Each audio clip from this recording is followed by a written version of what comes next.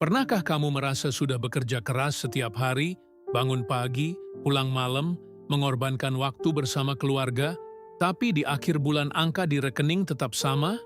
Atau mungkin malah lebih kecil dari yang kamu harapkan? Kamu bukan sendiri. Jutaan orang di seluruh dunia menjalani siklus yang sama, dan yang paling menyakitkan adalah mereka tidak tahu mengapa siklus itu terus berulang. Saya pernah berbicara dengan seorang pria bernama Randy. Usianya 37 tahun, bekerja sebagai supervisor di sebuah perusahaan manufaktur selama 12 tahun. Gajinya bukan kecil, tapi setiap kali tanggal tua datang, Randy merasa seperti berlari di atas treadmill, bergerak terus, tapi tidak kemana-mana. Dia heran, kenapa ada orang yang dengan penghasilan lebih kecil darinya bisa memiliki rumah, kendaraan, bahkan usaha sendiri, sementara dia masih berjuang membayar cicilan kartu kredit? Pertanyaan itu menghantuinya bertahun-tahun.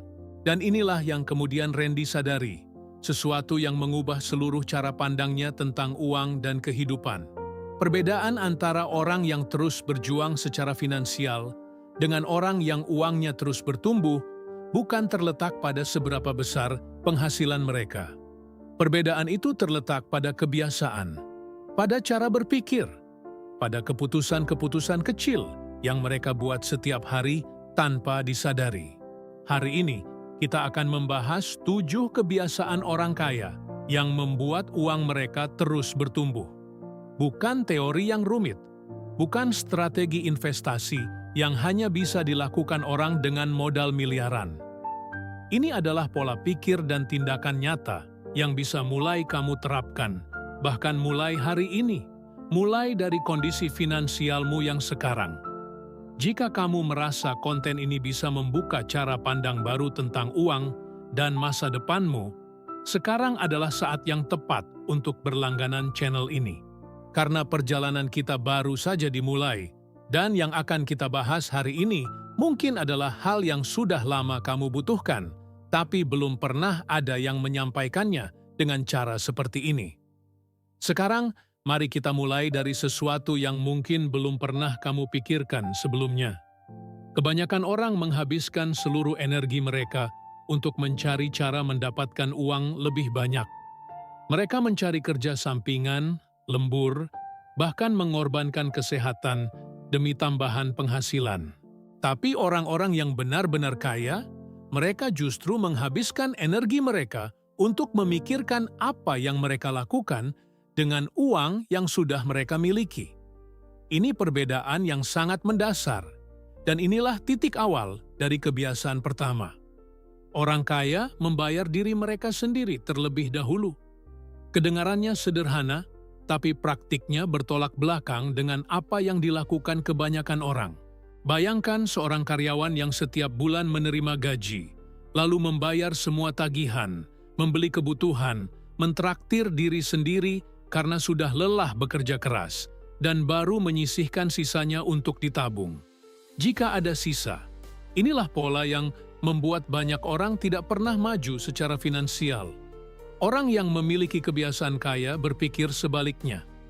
Begitu uang masuk, hal pertama yang mereka lakukan adalah memisahkan sebagian untuk masa depan mereka. Bukan sisanya, tapi bagian pertamanya, mereka memperlakukan tabungan dan investasi seperti tagihan yang wajib dibayar, bukan opsi yang dilakukan kalau ada sisa. Ada perempuan muda bernama Sari, bekerja sebagai guru honorer dengan penghasilan yang jauh dari kata besar. Tapi setiap bulan, tanpa gagal, dia menyisihkan 10% dari penghasilannya di hari pertama dia menerima bayaran. Bahkan di bulan yang paling sulit sekalipun, 5 tahun kemudian, Sari memiliki dana darurat yang cukup, modal kecil untuk usaha, dan yang paling penting, rasa aman finansial yang tidak pernah dirasakannya sebelumnya. Kebiasaan ini bukan tentang jumlahnya, ini tentang urutan prioritas. Ini tentang menegaskan kepada dirimu sendiri bahwa masa depanmu sama pentingnya dengan tagihan listrik bulan ini. Dan ketika kamu mulai konsisten melakukannya, sesuatu berubah. Bukan hanya di rekening, tapi di dalam cara kamu memandang uang secara keseluruhan. Kebiasaan kedua dari orang kaya adalah mereka sangat serius dalam membedakan antara aset dan liabilitas. Ini bukan istilah akuntansi yang perlu kamu pelajari di kampus. Ini adalah cara berpikir yang sangat praktis dan langsung. Aset adalah sesuatu yang memasukkan uang ke dalam hidupmu. Liabilitas adalah sesuatu yang mengambil uang darimu. Sesederhana itu. Orang yang uangnya terus bertumbuh selalu bertanya sebelum mengeluarkan uang dalam jumlah besar, apakah ini akan memasukkan uang ke hidupku atau mengambilnya? Banyak orang membeli mobil mewah dengan pikiran bahwa itu adalah simbol kesuksesan. Tapi kenyataannya, mobil itu setiap bulan memakan cicilan, asuransi, bensin, dan perawatan. Itu bukan aset, itu liabilitas yang besar. Sementara orang kaya bisa saja membeli mobil yang sama, tapi mereka memastikan ada aset yang lebih besar yang menghasilkan pendapatan sebelum mereka melakukan pembelian itu. Ini bukan berarti kamu tidak boleh menikmati hidup. Ini tentang urutan. Bangun asetmu dulu. Biarkan aset itu yang membiayai gaya hidupmu. Bukan sebaliknya. Dan ketika kamu mulai berpikir dengan cara ini, kamu akan mulai melihat uangmu dengan mata yang sama sekali berbeda. Apakah konten ini mulai membuka sudut pandang baru bagimu? Jika iya, berikan video ini like sekarang, karena kita baru sampai di kebiasaan kedua dan masih ada 5 lagi yang akan mengubah cara kamu melihat uang selamanya. Kebiasaan ketiga adalah sesuatu yang jarang dibicarakan, tapi dampaknya luar biasa besar. Orang kaya selalu memiliki lebih dari satu sumber penghasilan. Bukan karena mereka serakah, bukan karena mereka tidak puas dengan apa yang mereka miliki, tapi karena mereka memahami satu prinsip yang sangat penting. Mengandalkan satu sumber penghasilan saja adalah posisi yang sangat rapuh. Bayangkan seekor kursi dengan satu kaki. Sekuat apapun kakinya, satu guncangan kecil bisa membuatnya roboh. Tapi kursi dengan 4 kaki, bahkan jika satu kaki goyang, 3 lainnya tetap menahanmu. Inilah cara orang kaya membangun kehidupan finansial mereka. Mereka tidak hanya mengandalkan gaji bulanan. Mereka membangun sumber-sumber penghasilan lain, bisa dari usaha kecil, dari aset yang mereka miliki, dari keahlian yang mereka monetisasi, atau dari investasi yang menghasilkan secara pasif seiring berjalannya waktu. Ada seorang pria bernama Budi yang bekerja sebagai pegawai negeri selama bertahun-tahun. Gajinya stabil tapi terbatas. Di luar jam kerjanya, Budi mulai mempelajari satu keahlian baru yang kemudian dia gunakan untuk membantu bisnis-bisnis kecil di sekitar tempat tinggalnya. Penghasilan tambahannya tidak besar di awal, hanya cukup untuk makan beberapa kali. Tapi Budi tidak berhenti. Dia konsisten. 3 tahun kemudian, penghasilan tambahan itu sudah melebihi gaji pokoknya. Dan ketika dia pensiun dini, hidupnya tidak goyah karena dia sudah punya kaki-kaki lain yang menopangnya. Kamu tidak perlu langsung memiliki 10 sumber penghasilan. Mulailah dari 1 tambahan. Pikirkan, apa keahlian atau pengetahuan yang aku miliki yang bisa bernilai bagi orang lain? Jawaban dari pertanyaan itu bisa menjadi jembatan menuju kebebasan finansialmu. Dan seringkali, jawaban itu sudah ada di dalam dirimu sejak lama. Kamu hanya belum cukup serius untuk menggalinya. Kebiasaan keempat mungkin yang paling sulit untuk dilakukan, tapi juga yang paling transformatif. Orang kaya tidak membiarkan emosi mereka mengendalikan keputusan finansial mereka. Ini bukan berarti mereka tidak punya emosi. Mereka manusia biasa seperti kita semua.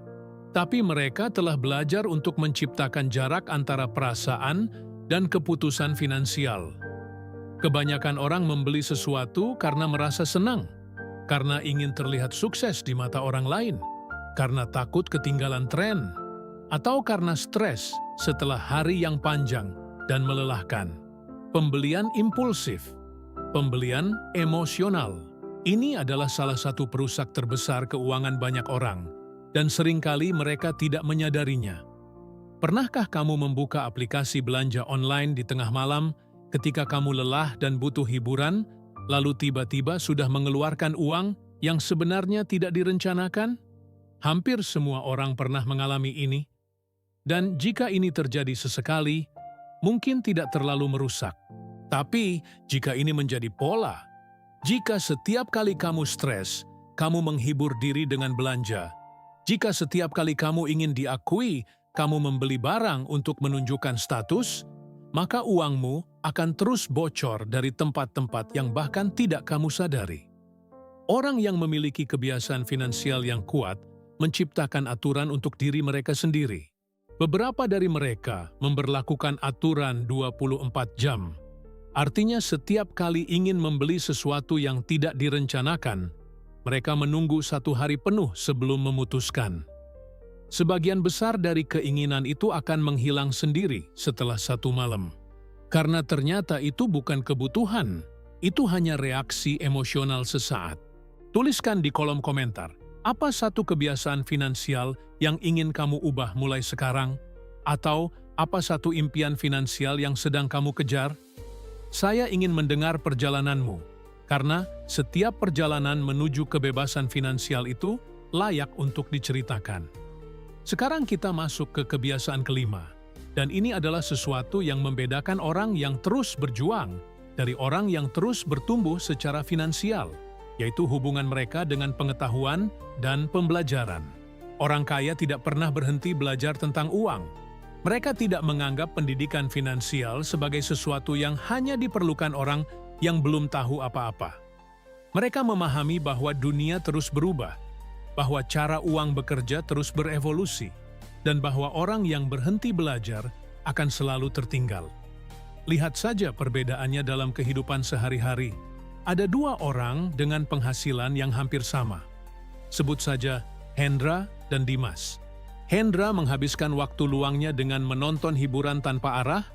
Tidak ada yang salah dengan itu, tapi itulah yang dia lakukan dengan setiap menit waktu bebas yang dia miliki. Dimas, di sisi lain, secara rutin meluangkan 1 jam sehari untuk membaca, mendengarkan, atau menonton konten yang membantunya memahami cara kerja uang, bisnis, dan investasi. Setahun kemudian, Hendra masih di tempat yang sama. Dimas mulai membuat keputusan-keputusan finansial yang berbeda karena pengetahuannya sudah berbeda. Dia tidak lagi takut dengan konsep yang dulu terasa asing. Dia mulai melihat peluang yang dulu tidak terlihat olehnya. Bukan karena dia lebih pintar dari Hendra, tapi karena dia memilih untuk terus mengisi pikirannya dengan sesuatu yang membantunya tumbuh.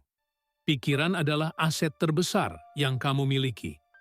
Investasi pada pikiran tidak perlu mahal, tidak perlu kursus jutaan rupiah, atau gelar dari universitas bergengsi. Ini bisa dimulai dari konten berkualitas yang kamu konsumsi setiap hari, dari pertanyaan yang kamu ajukan, dari keingintahuan yang kamu jaga tetap hidup. Dan satu hal yang sering dilupakan orang adalah bahwa pengetahuan finansial tidak hanya membantumu menghasilkan lebih banyak, tapi juga membantumu tidak kehilangan apa yang sudah kamu miliki. Kebiasaan keenam adalah tentang lingkungan dan pengaruh sosial. Ini adalah topik yang sensitif karena menyangkut orang-orang di sekitar kita. Tapi ini adalah kenyataan yang tidak bisa diabaikan jika kamu serius ingin mengubah kondisi finansialmu. Orang kaya sangat sadar dengan siapa mereka menghabiskan waktu. Bukan karena mereka sombong atau pilih-pilih teman secara dangkal, tapi karena mereka tahu bahwa lingkungan membentuk pikiran, dan pikiran membentuk tindakan, dan tindakan membentuk hasil.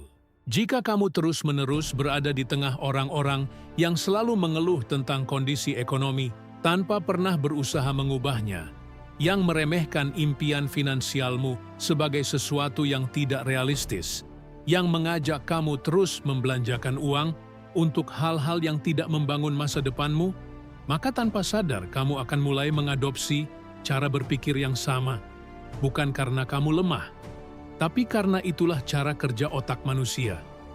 Kita sangat dipengaruhi oleh lingkungan terdekat kita. Ini bukan berarti kamu harus memutus semua hubungan dengan orang-orang yang belum memiliki kesadaran finansial.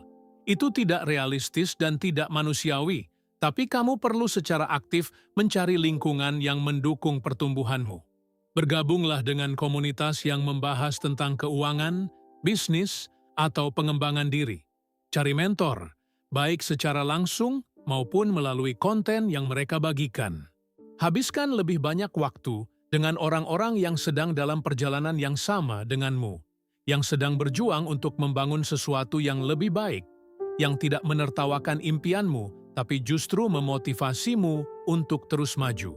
Energi itu menular, semangat itu menular, dan begitu pula kemalasan, kepasrahan, dan cara berpikir yang terbatas. Pilihlah dengan bijak apa yang ingin kamu biarkan mempengaruhi pikiranmu setiap hari. Dan sekarang kita sampai pada kebiasaan ketujuh, yang menurut saya adalah pondasi dari semua kebiasaan yang sudah kita bahas. Orang kaya bermain dalam jangka panjang. Mereka tidak tergesa-gesa. Mereka tidak mencari cara cepat menjadi kaya dalam semalam. Mereka memahami bahwa membangun kekayaan yang nyata dan berkelanjutan adalah sebuah proses. Dan proses itu membutuhkan waktu, konsistensi, dan kesabaran yang luar biasa. Kita hidup di zaman di mana segalanya serba instan. Makanan bisa dipesan dan tiba dalam hitungan menit. Informasi bisa diakses dalam hitungan detik. Dan tanpa sadar, kita mulai mengharapkan hal yang sama dari keuangan kita. Kita ingin hasilnya sekarang. Kita ingin kaya bulan depan. Kita kehilangan kesabaran ketika tidak melihat perubahan signifikan dalam waktu singkat. Tapi inilah kenyataannya. Pohon yang paling kuat bukan tumbuh dalam semalam. Akarnya tertanam dalam-dalam ke bumi selama bertahun-tahun sebelum pohon itu terlihat megah di atas tanah. Kekayaan bekerja dengan cara yang sama. Ada proses yang terjadi di bawah permukaan, di tempat yang tidak terlihat oleh mata orang lain, di mana setiap keputusan kecil, setiap kebiasaan yang dijalankan dengan konsisten, setiap sen yang dialokasikan dengan bijak, sedang membangun fondasi yang suatu hari akan menopang kehidupan yang berbeda. Orang yang bermain dalam jangka panjang tidak panik ketika kondisi tidak sempurna. Mereka tidak menyerah ketika kemajuan terasa lambat.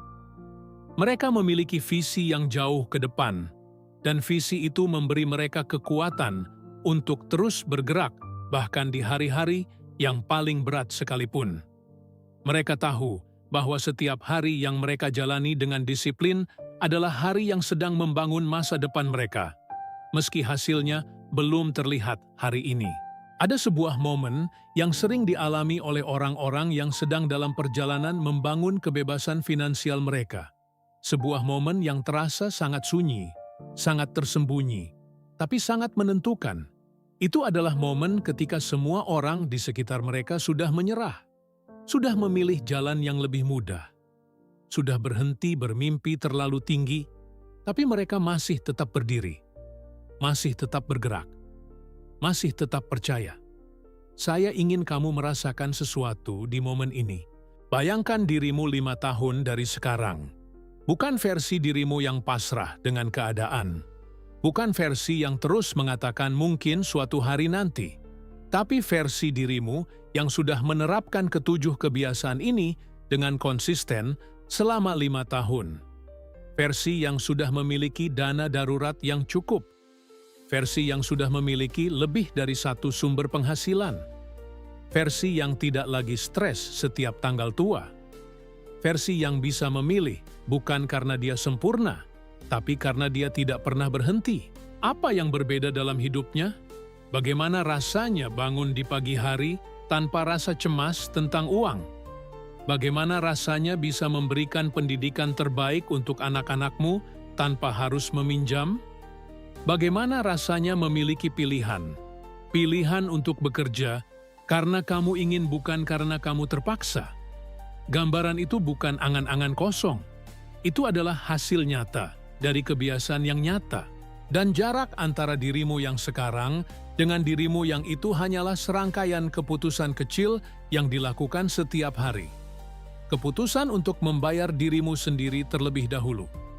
Keputusan untuk membangun aset bukan hanya liabilitas. Keputusan untuk mencari sumber penghasilan kedua. Keputusan untuk tidak membiarkan emosi merusak rencana finansialmu. Keputusan untuk terus belajar. Keputusan untuk menjaga lingkungan yang mendukung pertumbuhanmu. Dan keputusan untuk bermain dalam jangka panjang, sekuat apapun godaan untuk berhenti. Randy, pria yang saya ceritakan di awal, akhirnya menemukan jawabannya. Bukan dalam satu malam, bukan melalui satu keajaiban finansial, tapi melalui perubahan kecil yang dia mulai lakukan satu persatu. Dia mulai membayar dirinya sendiri terlebih dahulu, meski hanya jumlah kecil di awal. Dia mulai belajar membedakan mana pengeluaran yang membangun masa depannya, dan mana yang hanya memuaskan ego sesaat. Dia mulai mengembangkan satu keahlian yang kemudian menjadi sumber penghasilan tambahan. Dan yang paling penting, dia berhenti terburu-buru. Dia berdamai dengan proses. 3 tahun setelah pertanyaan itu pertama kali menghantuinya, kondisi finansial Randy tidak lagi sama. Bukan karena hidupnya tiba-tiba jadi sempurna, tapi karena cara dia berhubungan dengan uang sudah berubah sepenuhnya. Dan perubahan itu membawa hasil yang nyata dalam kehidupan nyata. Sekarang pertanyaannya bukan lagi apakah kamu bisa mengubah kondisi finansialmu. Pertanyaannya adalah, kapan kamu akan mulai? Kapan kamu akan memutuskan bahwa masa depanmu cukup berharga untuk diperjuangkan mulai hari ini? Kapan kamu akan berhenti menunggu kondisi yang sempurna dan mulai bergerak dari kondisi yang ada sekarang? Karena kondisi yang sempurna tidak akan pernah datang, tapi orang yang memulai dengan kondisi yang tidak sempurna, yang terus bergerak meski takut, yang terus belajar meski belum tahu segalanya, yang terus menyisihkan meski jumlahnya kecil, merekalah yang akhirnya sampai di tempat yang dulu hanya ada dalam impian mereka. Jika video ini memberikanmu sesuatu yang bisa kamu bawa pulang, sesuatu yang mengubah cara pandangmu tentang uang, tentang kebiasaan, tentang masa depanmu, maka saya dengan sepenuh hati mengundangmu untuk menjadi bagian dari komunitas ini. Subscribe sekarang.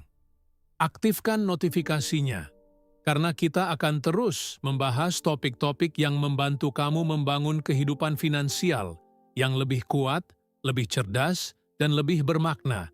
Perjalanan menuju kebebasan finansial bukan perjalanan yang harus kamu tempuh sendirian.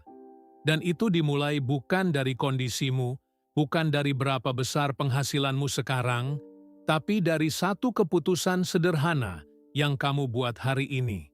Keputusan untuk tidak menyerah pada versi hidupmu yang sekarang dan mulai membangun versi yang lebih baik, satu kebiasaan pada satu waktu.